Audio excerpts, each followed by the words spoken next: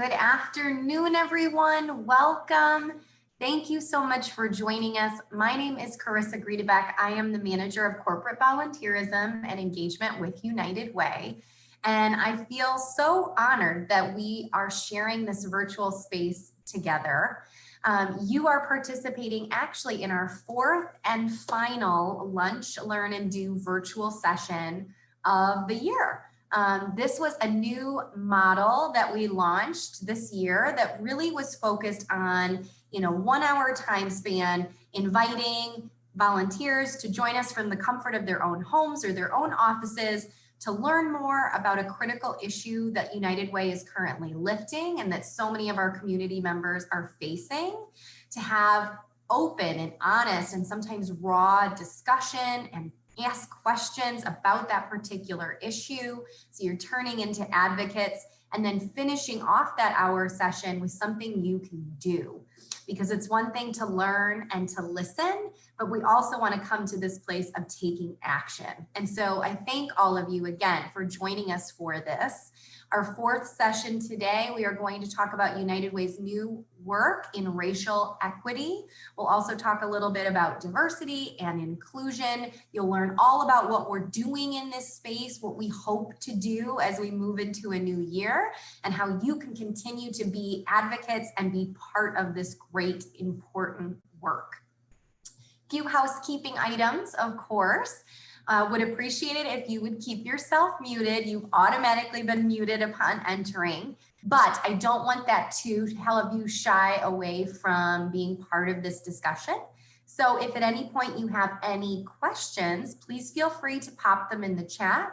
We'll try to address questions as they come up, but otherwise we'll be holding the majority of questions for the end of the session and have a really nice interactive dialogue at that point.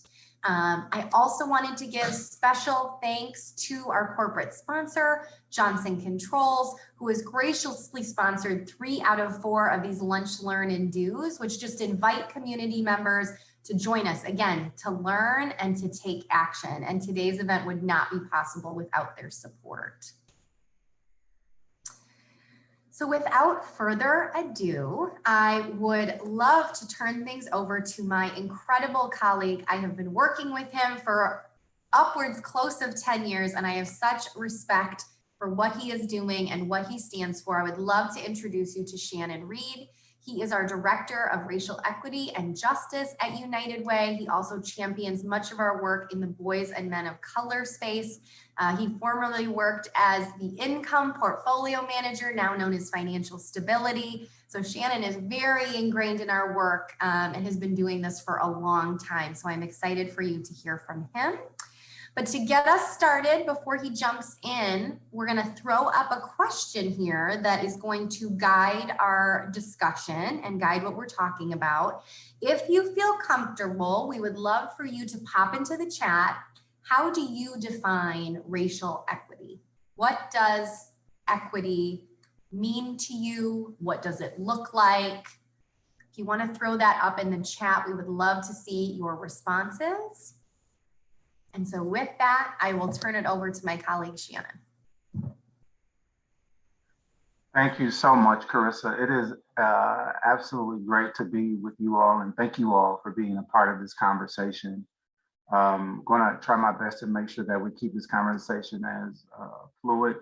And please, if there are anything you want to add in the chat, they're going to be watching chat for me to answer some of the questions. And so we'll try my best to pay attention to that as I'm getting through it. And I see things are popping up now. So thank you all. Once again, Shannon Reed, our Director of Racial Equity and Justice at United Way. So I kind of want to just kind of take you all on a bit of a tour here. And when I think about this work, what's more impactful is that what I want you all to know is that United Way has been on a journey. And I think what's critical about this work is that I feel that all of us are always on a journey. From the work that I've been doing here at United Way, becoming the Income Portfolio Manager, when I started this work, I didn't know I was going to end up here, but I knew that I would end up somewhere, and somewhere really asking the questions about, what are we doing to impact this work around not only racial equity, but also the folks that are in our community. And when I think about this work, I think, what's been probably one of the biggest things for me is, and once again, I see some of the things popping up in here, and it is really true about creating opportunity, access, and resources for everyone. And so in that journey, what I have learned in this process, and I'm going to actually kind of work backwards and then move forward to where we are. And once again, when I think about the work here at United Way and think about, some of the work we've been fighting for the folks in our community have been on so many issues, specifically when we think about whether it's homelessness, whether it's veteran issues, whether it's food issues.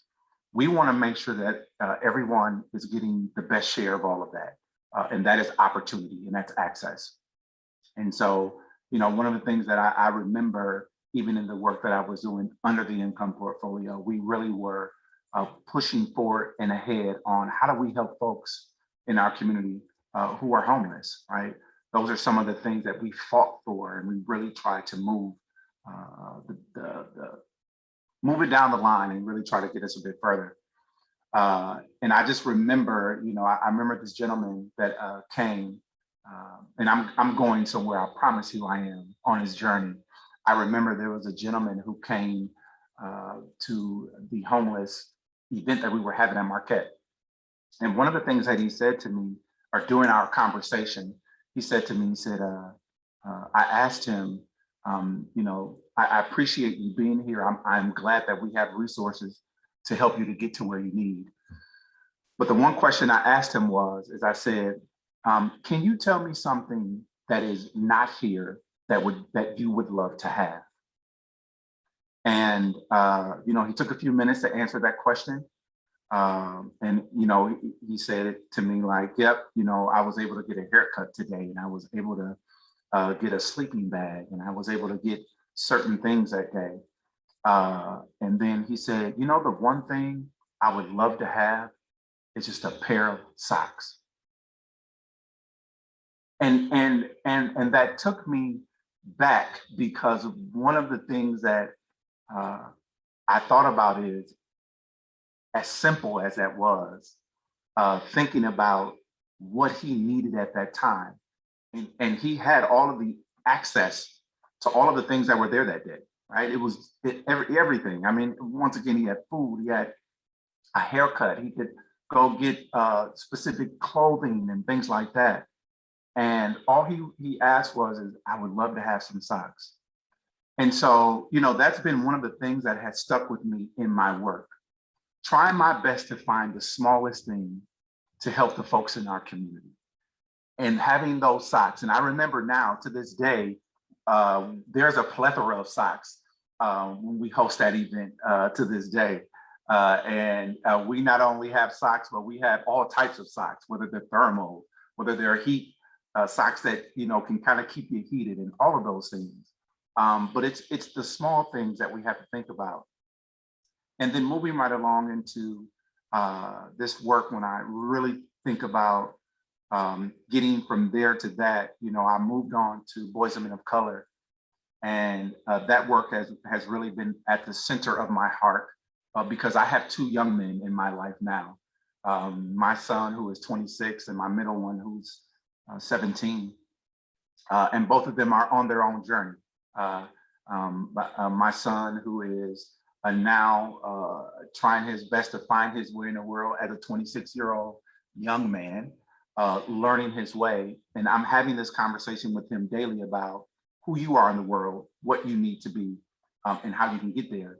And then with my 17-year-old, who is a traveling hockey player who has been in one of the sports that has been the most predominantly white sports, having that conversation about who he is, but also having the conversation about you being a young Black athlete in a sport specifically that is predominantly white.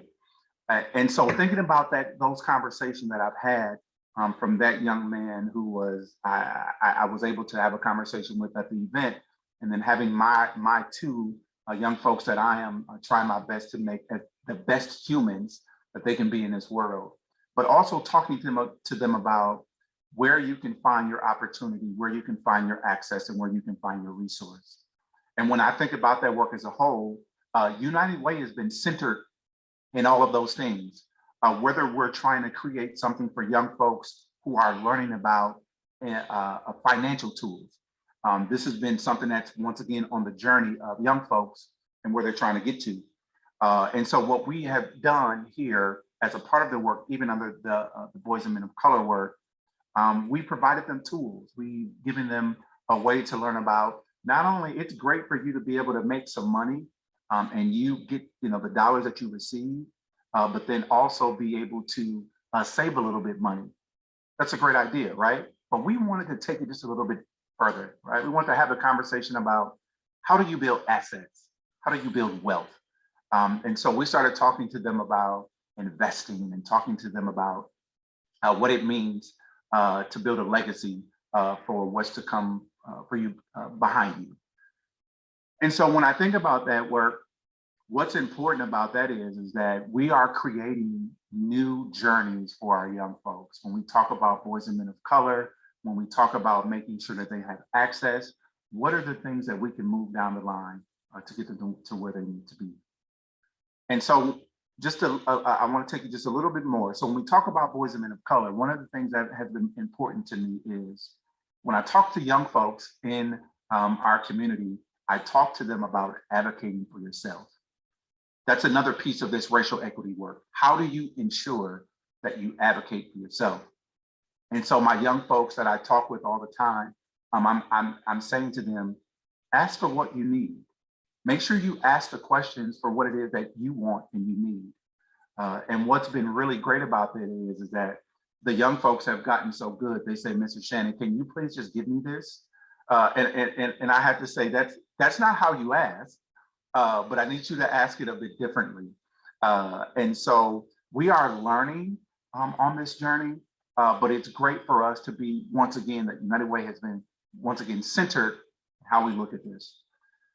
And so as I go down the line, the next piece that we have had access to, which has been great. So I want you to know around this racial equity portfolio, the things that are under specifically its portfolio is one, the racial equity work, two, the BMOC work, number three is RBEA in short, which stands for Reducing Barriers to Employment and Advancement.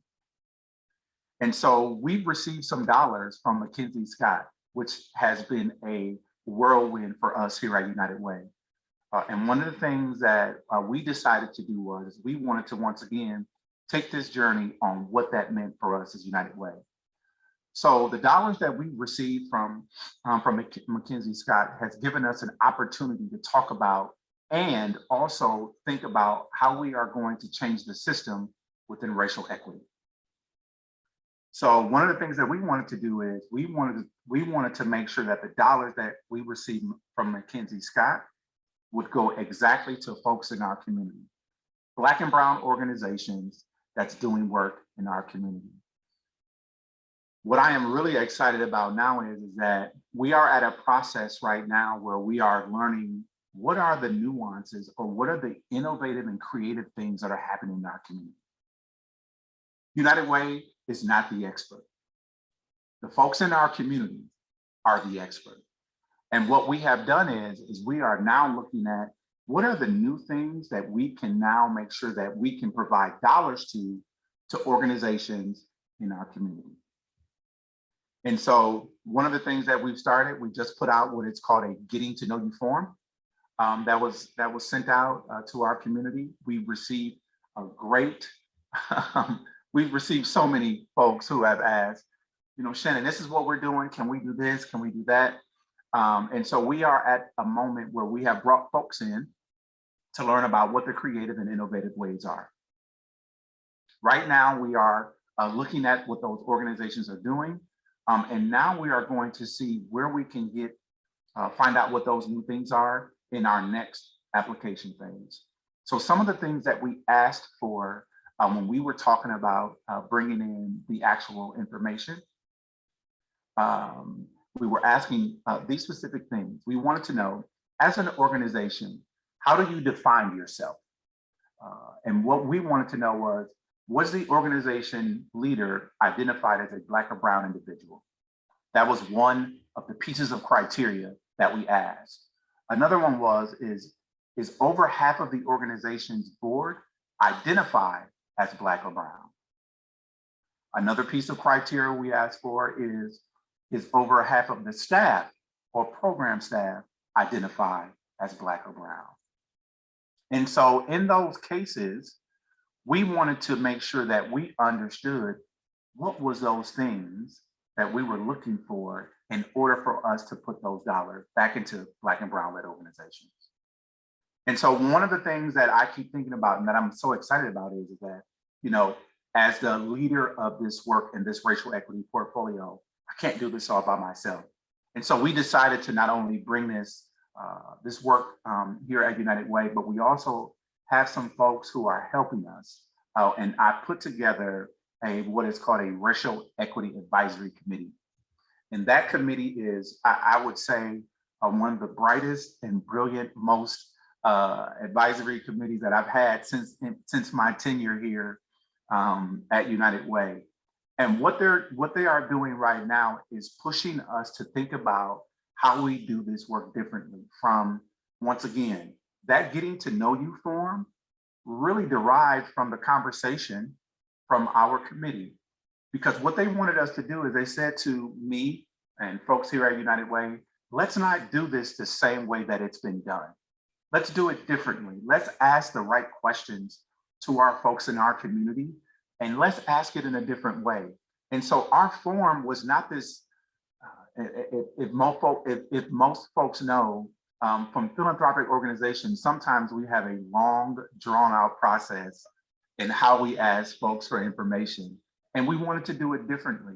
And so one of the things that was provided was, we did this very short form to ask some questions with that specific criteria added to the form.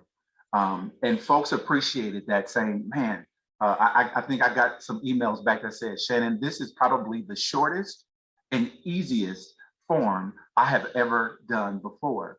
And so I said, thank you for that. And I will make sure that I will thank our advisory committee on us getting that information out. But one of the things that was so great about that is it helped us understand that as an organization, as a philanthropic organization, how can we ensure that we're having the right conversations with our community? Are we asking the right conversations when we talk about how we're going to effectively change the path of what racial equity looks like? Yep, we have. It started with the first application, right? That's creating different access and how we think about folks who are coming into our organization. And once again, as we think about this process, I'm going to do the same thing from our form to our application process. We're going to do it differently because we want to do something that's different. And so once again, as we think about this work of where we're going with this journey, we have decided that we're going to invest $7.5 million over 3 years to this work. We have the dollars, we're just not talking about it, we're actually going to do it. And so one of the things that I'm really excited about is that we're going to see some change because that's what we want to see. We want to see some change. And so one of the biggest things that I would say to you all that's a part of this call, that we're going to put dollars back into the community. One of the things that's very critical to me is that you all also find where you can put your dollars in. And I think one of the things that we've been asking ourselves is, back to the door. Yes, oh, I'm hearing some feedback from someone. Okay. And so one of the things that we have been asking ourselves is, once again, how we do it differently. We do it differently by investing in our communities. How do we do it differently? We invest in the things that are all around us, whether it's food, whether it's clothing, whether it's catering, whether it's an organization that's selling books. And so I think the most important piece about this work and where we're going is that we want to make sure that the dollars that we have really goes to our organizations that are Black and brown led, and that are doing some change and making some impact. And so I will kind of end with this, and I'll make sure I'll look for more questions and see where they are, if there are any questions. I haven't checked chat yet. But I think one of the things that I want to make sure that you all are aware of is that it's going to take all of us to get to where we need to be. It's really going to take everyone that's on this call and in our community to really help us invest in organizations that are led by Black and Brown folks. Some of the things that I've heard from other grassroots organizations and organizations that are trying to do work in the community, sometimes they are so busy in the details of the work that there are some things that they can't get to. And so we want to be able to provide, whether it's a training resource or whether it's a back office resource for that organization to do exactly what they're doing. And that's doing their business. We are going to provide that. That's something that United Way is really excited about doing. And I would ask you all, from whatever seat you're sitting in, if you can give dollars to an organization to help feed our community, please do that.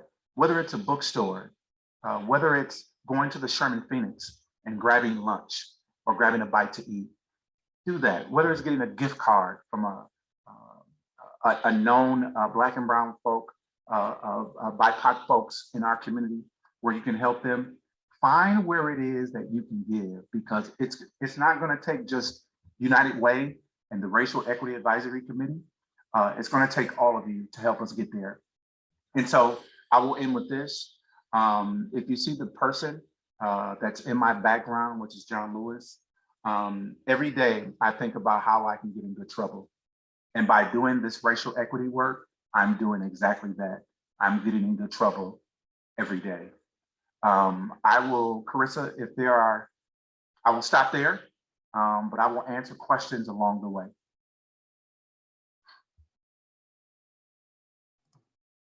Excellent. Thank you so much, Shannon. That was a really nice overview, I think, of the work that we're doing and how we've come to this place and some of the goals that we have set for moving forward. Thank you so much for sharing that. I know many have voiced in the chat they didn't realize, they knew we were in this space, but they didn't really know all the work that we were doing and where we were going with it. So super helpful. I wanted to just point out a question, and maybe this will help ignite everyone else to feel a little more comfortable and to share their questions. But I think one thing that seems to be very interesting of this new racial equity portfolio is really the interconnectedness with so many of our other initiatives and so many of the other issue lifts that we're doing, that if you've joined us for previous lunch, learn and do's, we've heard about safe and stable homes and our goal to end family homelessness. We've heard about reducing barriers to employment and advancement, especially for Black and Brown local professionals. And we've talked about community schools and just equity in our school system. So do you want to speak to that a little bit? Because I think that's a really powerful piece here, is that equity is woven so deeply in the fabric of all of these different challenges, and maybe how we're trying to be really holistic with our. So I would say, for us, I think, as I started, is that we're all on a journey. I think one of the important pieces is that as we think about diversity, equity, and inclusion, United Way is on our own journey, as in we are taking into consideration, but also we have brought someone in to help us figure out how do we also have conversations about race, right? I know there are some folks who don't even like to say the word race because it triggers a lot of things. And so when we think about the work that, absolutely what you said, Carissa, about what's being woven into, once again, racial equity is about creating access, and access for everyone, not just for one, but for all. And I think when we think about community school, when we think about SASH, when we think about this racial equity portfolio, when we think about boys and men of color, when we think about reducing barriers to employment advancement, all of those things are what we would say equals access. That's what it is. All the things that we're trying to do is make sure that everyone has access. And for everyone that is leading these initiatives, we are all trying to make sure that that is happening for everyone in our community. And what I am excited about is that I think it's a great time for all of us to be able to ask the questions. Because I think there were some folks, I feel, even in the work that I'm doing, they were nervous about asking questions like, here's where I am right now, but I'm not sure if this is the way I should be thinking about it. And I know we've always heard that there's no question that's dumb. Ask the questions to find out how we can learn, because this is a learning journey for all of us, and it's really going to take really us getting at the table. And I think sometimes the best conversations are ones when you have some food in front of you. And so, as a plug, I know Diverse Dining Emerald Mills is an individual who's a Black and brown led individual who's doing some work, who brings folks together to talk about racial issues over food. And so I think we have all the pieces here that we're working through. United Way has put our foot, we have put a stake in the ground about what's important. Also, just to give another highlight, and Carissa, thank you for now jogging my memory. We also have done some work internally about our anti-racist statement that United Way has pledged to make sure that we are combating racism. That is huge for us. And from what I've heard, it has never been done ever in the history of United Way. So now that we can stand on saying that we're going to combat racism and talk about how we're going to do it differently, that speaks volumes. So that is one of the other pieces when we talk about the interconnectedness around our work. We're going to do everything we can to really figure out how we combat racism and have conversations about how we move it forward.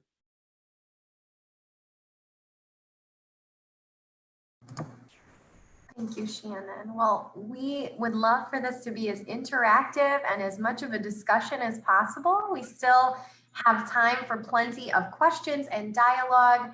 So please feel free to either unmute yourself if you feel comfortable asking the question. Otherwise, please throw up any all questions into the chat and we will work our way through them. I will go back through as well and see if there's anything that we may have missed. Yeah, I was doing the same thing, Carissa. I was making sure. Yeah.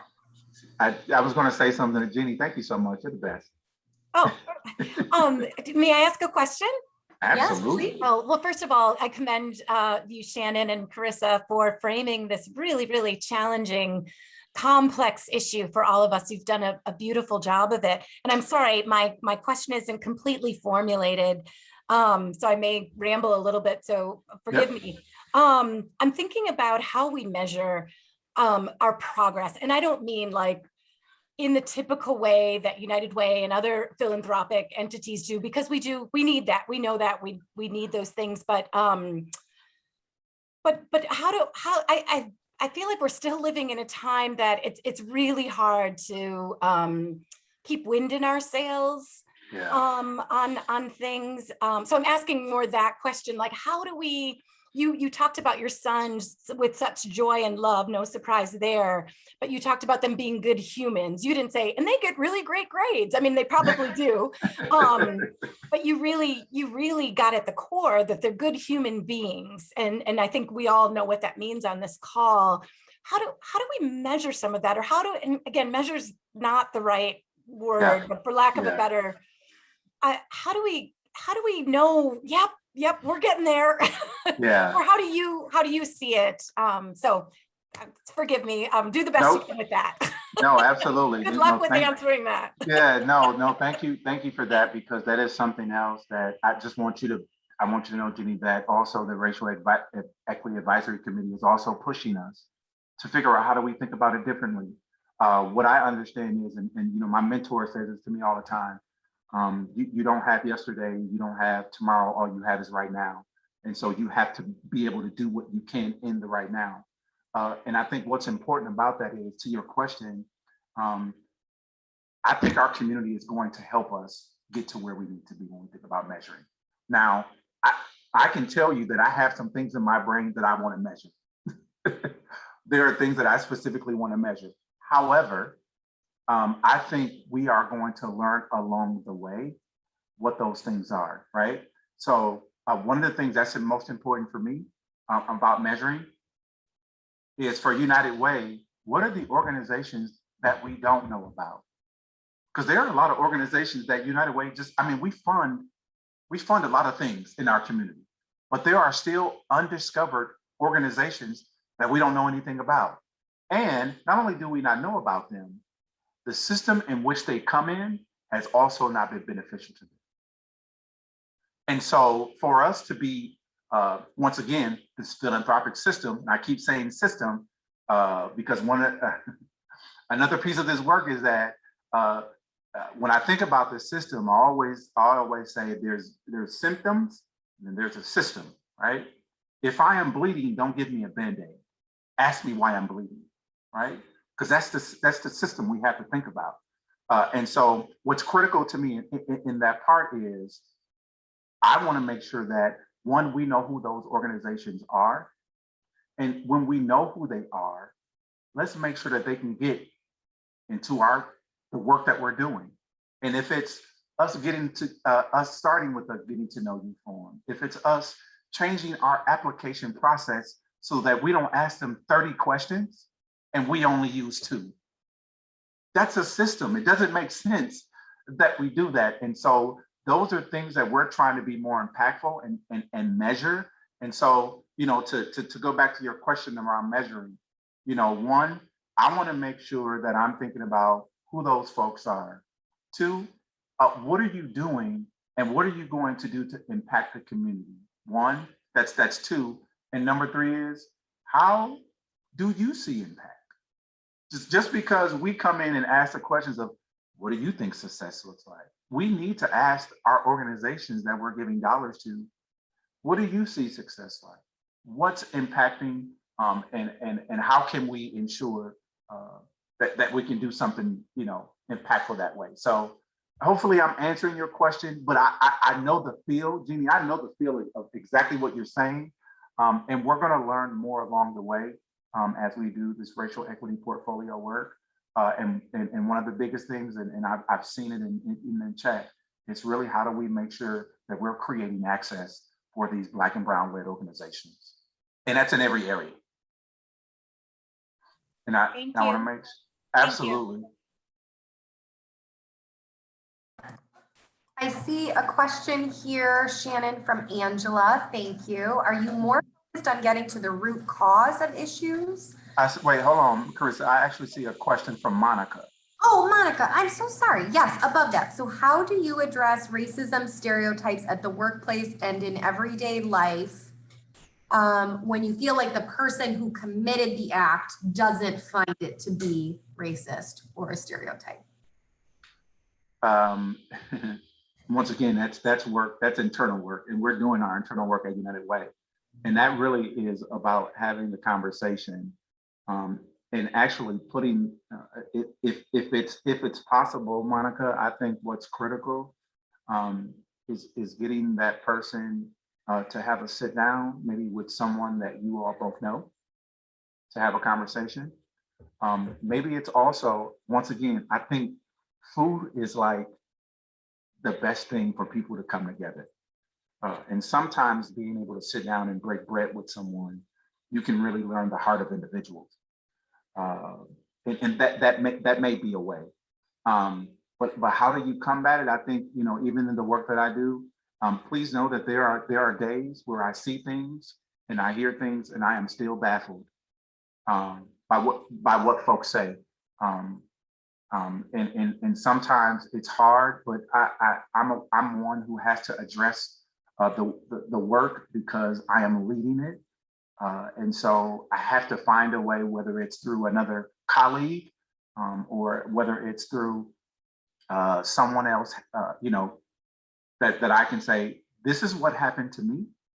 And this is what I am learning from this. but I need to address this. Help me address, this conversation. And sometimes that's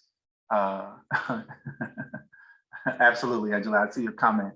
And so I think it's just important for us, to really try to get to the heart of it. And it's not easy. I'm going to be dead honest with you all. It is not easy. I carry the weight on my shoulders every day for this work. As a Black man who is leading work around racial equity, it's a lot of water to carry, not only for this organization, but just for Shannon, and the work that I do as the leader I am, as the folks that come to me and ask me questions about this work. It takes a lot. And sometimes it can be exhausting, but I do have a support system. And I think that's the critical part of this. Find your support system to work and help through this. And hopefully you have a great therapist. I do. And also make sure that, if you have a mentor you also are looking for, that can also kind of help and shape that work. So hopefully I've answered that question. Please let me know if I didn't. Carissa, we're on to can we get to the next one as well? Yes. So Angela shared, are you more focused on getting to the root cause of issues or helping people with their most immediate needs? Oh man, I think it's the latter. Yeah. I really think it's the latter, Angela. I know we can't be everything to all people. But if I can do the most with what I have, I want to handle all of it. And once again, I always ask this question: symptom versus system. If I can find a Band-Aid that's going to help the system, I'm all for it. But I'm still going to answer that question: why are you bleeding? Let's get to the root of what it is. And so that's the thing that we're trying to do. And once again, when we think about the racial equity work and what we're doing, we're going to try to help as many folks as we can.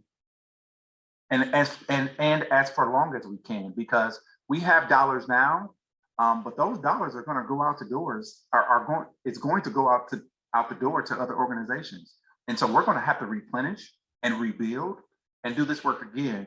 Once again, it's going to take folks who look like you on this call, and it's going to take the folks in our community to get there. And so we will keep doing what we can to keep the system going. But I'm excited about the work, and I'm excited that we'll get to lead something differently. And this is a first. I need you all to know this. For United Way, this is a first ever, a racial equity portfolio to talk about access and dismantling racism. What? Who would have ever thought that we would be in a position to be able to do that? And I'm excited to lead it, not saying that the work is exciting, because it takes a lot. There are a lot of blows that happen daily, minute by minute, second by second, in this work. But we'll keep doing what we can do.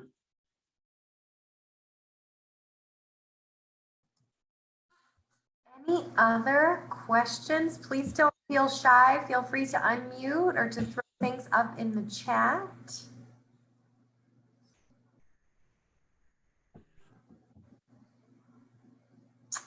Jeannie came through again with a question. Thank you, Jeannie. So how do we create a space so that this work resembles more of a relay race versus a marathon? In other words, how can we give folks like Shannon and others like him a reprieve? To the point, carrying this work is heavy, to just step back and reflect and then return to the race. So that's such a great way to lead, I think, into how can everyone on this call take action, Shannon, and how can we encourage others in our own circles, professionally, to join this relay race with us, right? Yeah. I want to, Jeannie, thank you for throwing that question out there. And I'm always looking towards my support system in this work. So I have some folks that, I can call on when I need them. And that's where I find my reprieve, because that's where trust building happens. This work just doesn't happen. There has to be some trust. And for some of our Black and brown leaders, trust has been broken at every level. And so if we're thinking about trying to ensure that there is reprieve, that there is a support system, we're going to have to really have a really deep conversation about what trust looks like for Black and brown folks and BIPOC folks in our community. And it's really necessary because I can't build with you if I don't trust you.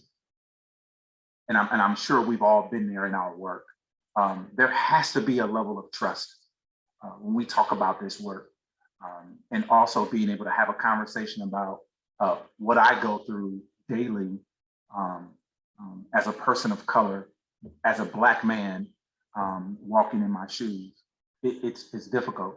And so to that question, and then leading over to what you were saying, Carissa, I think you all can play a role in helping at every area. I think, once again, supporting folks of color in our community is necessary. That would be essential. That is essential. If you all can find any way to provide whatever resources you have, your time, your talent, your treasure, to whatever it may be, that is where we need you to help build. And if you can do that, I think our community could be a bit further. We'd go a little bit longer in this work. And I'm going to say to you, Jeannie, like, I think most folks, and you understand this, when we talk about that support system, it's so necessary for the folks that we have and that we have conversations with, that we get real cagey around who we bring in, especially when we're trying our best, when we're exhausted, when we're tired, when we have that other conversation or that email that comes through that you're like, did you even think to send that email to me before? And so, to that, I would say, once again, finding your time, talent, and treasure to this work and being able to help the folks in our community is essential. Okay, another great question from Angela. How do Black and brown organizations respond to white talent that wants to help? Because I'd love to help. I would say that there is always a conversation of where, what's the word? I think the word was, the language changes all the time. It's like allyship and co-conspirator and things like that. All these words. I want you to be honest. I don't have any other words than that. I need you to be honest in this work. Know that folks that who look like myself, if you have questions, ask the questions. Don't beat around what you're asking for, because now I'm looking at you kind of side eye. I'm looking at you like, well, what do you really want? And so I think it's really important for you to ask questions and, find your, if there's an organization that you love, and we want you to also always give to United Way, absolutely, please provide whatever time, talent, and treasure to our work here at United Way. But if you find a specific organization that's doing something that you want to provide for, get in there and help them out. Learn what they're doing. Learn what communities they're giving to, because that's a way for you to learn, like, who's doing the work, what it looks like, and how you can help them. And I think, that's an important piece.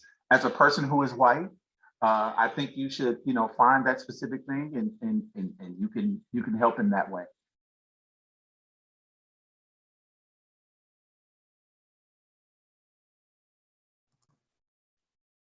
Excellent. Well, if there are no additional questions, I would love it, Shannon, if you feel comfortable, if you would like to share your contact information.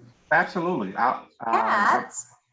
That would be wonderful, so people can follow up with you, and certainly any questions, or if you're interested in learning more about our work in racial equity, or the steering committee that we're putting together, we are happy to share and would love to talk to you. So Shannon is going to share his contact information. Also, it was shared earlier, and I'm going to have my colleague share it again, but our link to our racial equity webpage that has a lot of different resources, a lot of information about this work and the direction that we're headed, and again, how you can get involved. So I am the volunteer guru. So my battle cry and ending of this discussion for all of you is like, what can you immediately do following this session to take action? So I have two options for you. First, I am going to throw up into our chat box a link to United Way's Holiday Giving Tree, which that should work. Oh, let me redo it. Here we go. A link to United Way's Holiday Giving Tree. And what's fantastic about the Giving Tree is that it's such a win-win-win. So you're supporting a local family who otherwise would, a local individual or family who otherwise would go without during the holiday season. And as we're leaning into those holiday months, what a great way to support this season and support others. But also whenever and wherever possible, United Way uses those donations to actually purchase gifts from minority, local, Black, and Brown-led businesses. So you are supporting a local family with a gift. You are supporting that local Black or Brown-owned business, and you're supporting our community. So I'm going to pop up our Giving Tree link. If you would like to make a donation, we are taking donations in increments of $30. And then again, those $30 will be used to purchase from local minority-owned businesses. Second, we, thanks to the generous sponsorship of Johnson Controls, are helping you get started on this journey of getting more dollars into the hands of Black and Brown-led businesses. So we are gifting everyone that participates in this call with a gift box that will be filled with 3 sets of racial equity conversation cards. These are great to use with family members, with teens. Certainly keep a deck and use at home, but we would love for you to share those other 2 decks with people in your network, colleagues, friends, family, your child's school. They are just great conversation starters and great ways to continue this very thoughtful, very honest, very raw discussion about racial equity and equity in general. And then also you'll find ways to support local businesses. So there is a $10 gift card for a local restaurant, $10 gift card for a local retailer, and then some sweet and savory treats from some of our most loved and favorite Black and Brown-led businesses here in the greater Milwaukee area. So we are getting you started. We're introducing you to so many good products and so many good local businesses. So as you start to head out this holiday season and are looking for the perfect gift for your family members, please, please, please shop local and shop with these amazing Black and Brown-led organizations. We also posted in the chat a little earlier a link to a phenomenal directory of Black-owned businesses. I'm going to pop that in the chat again.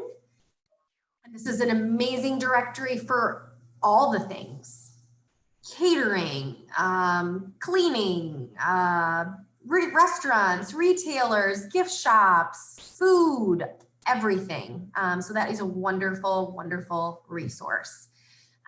So a few great ways that you can easily get started. I had sent an email with details about the gift boxes. We're asking you to actually pick your gift box up from United Way. Both of our locations will be open on Friday between 9 and 3. So please let us know if you're able to come and pick up, or if there's another way we can get your box to you. I'll send out a follow-up email. But I want to thank you so much for raising your hand, for sharing your time with us, for lunching, if you were, learning and doing. You created such a wonderful space with us this afternoon. So thank you again. We hope you have a wonderful day, and please stay tuned and join us in this work.